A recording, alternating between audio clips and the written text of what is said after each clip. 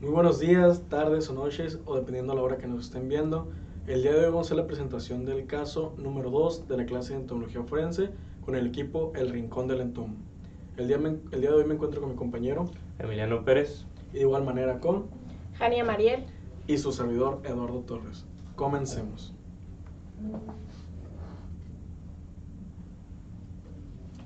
En una fría mañana, en el septiembre de 1935, en la ciudad de Edimburgo, Escocia, una mujer fue a dar un pequeño paseo por la mañana.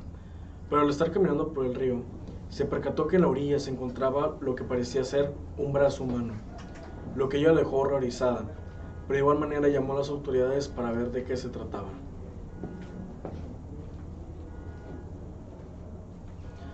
Al momento que la policía llega al lugar, cuando bajan, confirma que sí se trata de un brazo humano, pero el brazo humano solamente era el comienzo de esta horrible historia, porque al peinar la zona vieron que había más restos encontrados humanos. Al final descubrieron más de 70 fragmentos de cuerpos. Entre los restos había 2 cabezas, pero estaban tan repletas de larvas que apenas eran reconocibles. Los restos fueron enviados a laboratorios donde los patólogos reunieron todas las partes dispersas para hacer una reconstrucción. Enseguida comenzó a emerger una vaga silueta de las víctimas, y se veían que eran 2 cuerpos porque habían encontrado 2 cabezas en el lugar.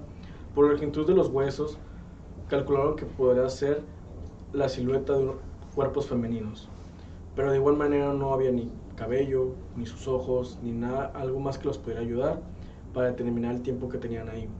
Entonces era una pregunta muy difícil de responder. Pero a los investigadores se les ocurrió una idea un poco inusual. Tal vez las larvas les podían proporcionar la respuesta. En 1935 fue una especie de destello de inspiración, ya que era plantearse que en base a las larvas podían establecer lo que era el tiempo que tenía el cuerpo en el psique en ese lugar. Fue una pequeña esperanza para ellos. Entonces la policía acudió con la persona del pueblo que sabía de entomos, Alexander Mayer, doctor por la Universidad de Edimburgo.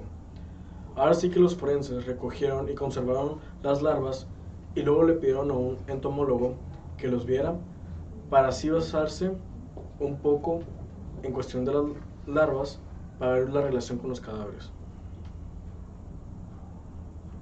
Antes la gente pensaba que las larvas salían y crecían del cadáver cuando el cuerpo comenzaba a descomponerse. Fueron los pioneros de la biología moderna quienes demostró que no era así. En el siglo XVII, el médico italiano Francesco Redi. Hola, me presento, yo soy Jania Mariel y voy a continuar con la presentación. Del lado izquierdo podemos ver un díptero y lo que dice esta diapositiva es que existen 1100 especies de moscas y las larvas de cada una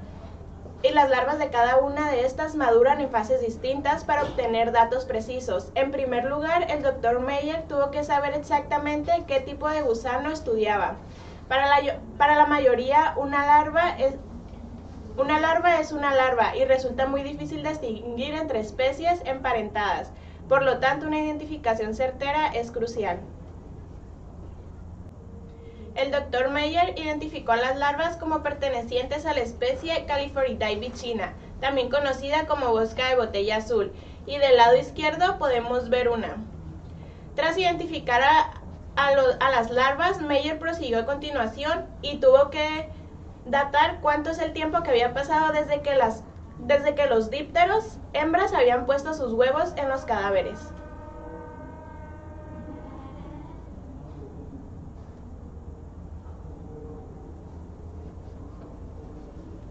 El Dr. Mayer se centró en las larvas más grandes que recuperó, que medían cerca de 15 milímetros y se hallaban en la fase larvaria final, es decir, tenían entre 12 y 14 días de edad. El Dr. Mayer calculó que los restos humanos fueron desperdigados por el asesino en la quebrada, en el transcurso de 3 días, entre el 16 y el 18 de septiembre.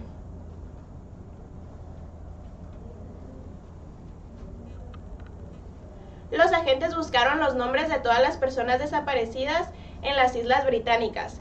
En aquellas fechas, un informe llamó su atención. Se redactó a 213 kilómetros en Lancaster, Inglaterra, al sur Edimburgo. La policía reparó en una denuncia de desaparición de una mujer llamada Mary Rogerson. Tenía apenas 20 años de edad y había sido criada de un médico en Lancaster llamado Buck Ruston. La policía habló con el médico y supo que la última vez que vio a Mary, esta había salido con su esposa Isabella Kerr para viajar a Edimburgo. Ninguna regresó y esto no podía ser una casualidad. Mary Rogerson tenía poco más de 20 años e Isabella tenía unos 40 años, y los cálculos basados en las calaveras había arrojado resultados similares. Los investigadores recurrieron a otra técnica forense de vanguardia para demostrar que los cuerpos de la quebrada eran los de Mary Rogerson e Isabella. Los policías encontraron una mano en avanzado estado de descomposición y la pusieron en remojo en agua caliente y consiguieron unas huellas dactilares aceptables. La policía comparó las huellas con otras conocidas de Mary Rogerson y ambas coincidieron. A continuación, la policía buscó la conexión entre el otro cuerpo e Isabella Ruston, la esposa desaparecida del médico, pero como no pudieron valerse de huellas dactilares, intentaron identificarlo mediante otro método. Tenían el cráneo y también un buen retrato fotográfico de Isabella Ruston, y fotografiaron el cráneo en el mismo ángulo en que estaba la cabeza del retrato y ambos coincidieron. Esto sería todo por mi parte y pasaremos a continuación con mi compañero Emiliano.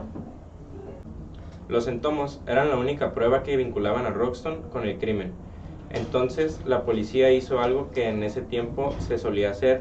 Con ayuda de periódicos y también de la BBC, pidieron ayuda a los medios de comunicación con un llamado a los testigos que decía lo siguiente: la policía de Edimburgo solicita información sobre cualquier actitud sospechosa que sea del 16 de septiembre.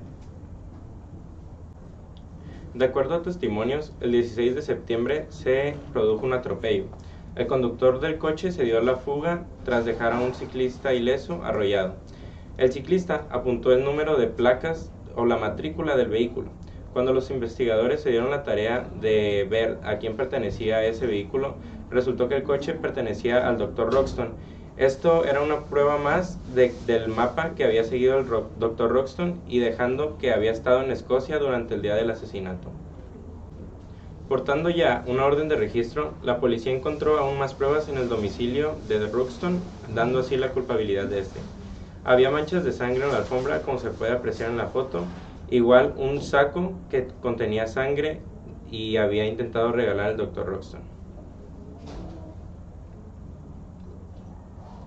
Es así que en octubre de 1935 las autoridades escocesas detuvieron a Buck Ruston y le imputaron el doble homicidio de Isabella Ruston y Mary Rogerson gracias a los entomos. Los investigadores obtuvieron pruebas sólidas de que Ruston era el asesino. Los miembros del jurado condenaron a Buck Ruston por el asesinato de Isabella Ruston y Mary Rogerson, y a pesar de fervorosas peticiones del doctor de clemencia, fue ahorcado en la prisión de Strangeways en Manchester, Inglaterra. Es así que a partir de entonces, el empleo de larvas para calcular el momento de muerte se admite como una prueba. El método y los hallazgos del Dr. Meyer se convertirían en una práctica habitual en la entomología forense moderna. En muchos aspectos, lo que los entomólogos forenses hacen hoy en día es lo mismo que hizo el Dr. Meyer en 1935. Si tomamos un entomo, lo identificamos y después calculamos su edad.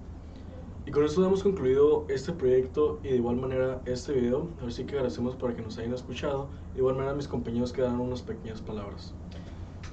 También agradecemos a la licenciada Rosa Ángel Pérez Rodríguez por brindarnos el estudio en el cual se realizó este video. Y de igual manera agradecemos al profesor Juan Ri por transmitirnos todo su conocimiento. Nos vemos en la próxima. Muchas gracias.